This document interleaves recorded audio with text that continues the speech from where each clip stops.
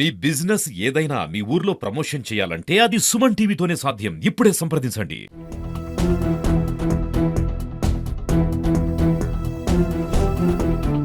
నిజామాబాద్ జిల్లా ప్రభుత్వ ఆసుపత్రి ఎప్పుడూ వార్తల్లో ఉంటుంది. కానీ ఈసారి మాత్రం రోగుల ప్రాణాలతో చెలగాటమాడిందనే చెప్పాలి.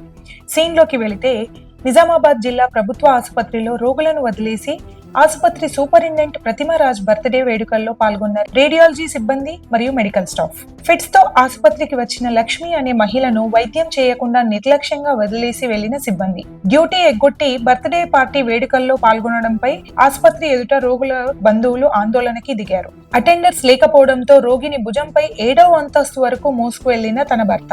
ప్రతిరోజు కొన్ని వందల మంది రోగులతో కిటకిటలాడే జీజీహెచ్ లో ఈ రోజు పరిస్థితి రోగుల ప్రాణాల మీదకు తెచ్చిందని చెప్పాలి. బాధ్యతాయుతమైన స్థానంలో ఉన్న ప్రతిమరాజు గారు ఇలా ఈ సెలబ్రేషన్స్ ని సపోర్ట్ చేయడం ఎంతవరకు కరెక్ట్ అని రోగి తరపు బంధువులు ప్రశ్నిస్తున్నారు. సేవలను అందించాల్సిన సమయంలో బర్త్డే పార్టీకి సంబంధించిన బెలూన్లు ఊదడం, డెకరేషన్ కి చేయడం, పని వేళల్ని ఇలా వాడుకోవడం ప్రజల ప్రాణాలతో చెలగాటం ఏంటి అని లక్ష్మి యొక్క బంధువులు వాపోతున్నారు.